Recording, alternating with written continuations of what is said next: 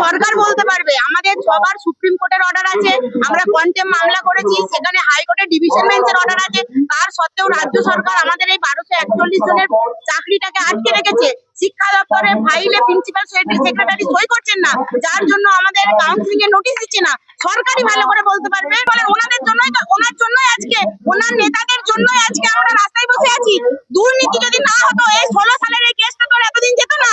19 সালে এই প্যানেলটা বাতিল হয়ে গেল শুধুমাত্র ওনার নেতারা, নেত্রীরা, উনি শুধুমাত্র দুর্নীতি করে যারা কম নাম্বার পেয়েছে, ফেল করা ক্যান্ডিডেট, তাদেরকে নিয়োগ দিয়েছিল। সেই জন্য মহামান্য হাইকোর্ট সেটাকে বাতিল করেছিল, সুপ্রিম কোর্ট থেকেও সেটা বাতিল হয়েছে।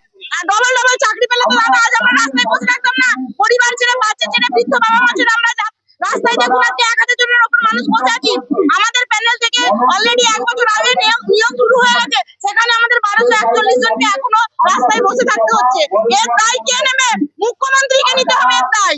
ডবল ডবল চাকরি কি আমাদের হাইকোর্টের, সুপ্রিম কোর্টের অর্ডার থাকা সত্ত্বেও আমাদের শিক্ষা দপ্তরে ভ্যাকেন্সি পড়ে আছে, এখনো পর্যন্ত ভ্যাকেন্সি গিয়ে পৌঁছতে পারলো না, আমাদের নিয়োগ পেলাম না। আজকে এত বছর আমরা বসে আছি রাজপথে, আমরা এখনো পর্যন্ত বসে আছি। আর কতদিন বসে থাকবো? এটাই যদি হবে, সেটাই তো হচ্ছে। আমরা রাস্তায় বসে আছি, শিক্ষক হবো, শিক্ষক রাস্তায় বসে আছে। আর কতদিন এইভাবে চলবে? গুলিয়ে দিয়েছে, গুলিয়ে দিয়ে একসঙ্গে পরীক্ষা নিয়ে ওদেরকে, যারা বাতিল হয়েছে তাদেরকে এক্সপিরিয়েন্সের জন্য 10 নাম্বার বেশি করে দিয়ে আজকে তারা অনেক কম নাম্বার পেয়েছে, শুধু 10 নাম্বার এক্সপিরিয়েন্সের জন্য পেয়েছে বলে তারা এগিয়ে গেছে।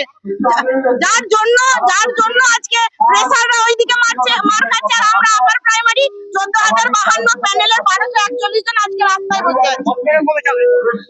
সেটা তো মুখ্যমন্ত্রী বলতে পারবে, কিন্তু আমরা আজকে এই মুহূর্তে এখানে নোটিশ না নিয়ে আমরা উঠবো না।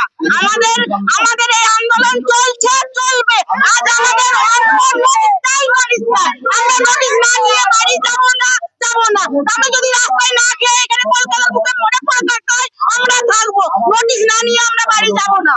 সরকার যদি ভাবতো, তাহলে আজকে আমাদের রাজপথে বসে থাকতে হতো না। আজকে আমরা যে রাজপথে বসে আছি তার দায় সরকার। ওরা মার খাচ্ছে এদিকে আমরা এদিকে মুখ্যমন্ত্রী 14 তলায় এসির হাওয়াতে বসে রয়েছে। আজ ওনার জন্যই তো মার খাচ্ছে। গোটা রাজ্যের শিক্ষা ব্যবস্থাটা কোন সেক্টরে নিয়োগ হচ্ছে, কোন ডিপার্টমেন্টে নিয়োগ হচ্ছে, প্রেস পাবে। এখনকার সরকারের ট্রেন্ডিং হয়ে গেছে যে ঘুষ না দিলে চাকরি হবে না সব সেক্টরে। সেই জন্যই প্রেসাররা, আমরা যারা সাধারণ মধ্যবিত্ত ঘরের ছেলে মেয়ে, আমরা যারা পড়াশোনা করে ডিগ্রি অর্জন করে আজ 10 বছর রাস্তায় কোটে ঘুরে বেড়াচ্ছি, চটি ছিড়ছি, আর উনি 14 তলায় বসে আছে।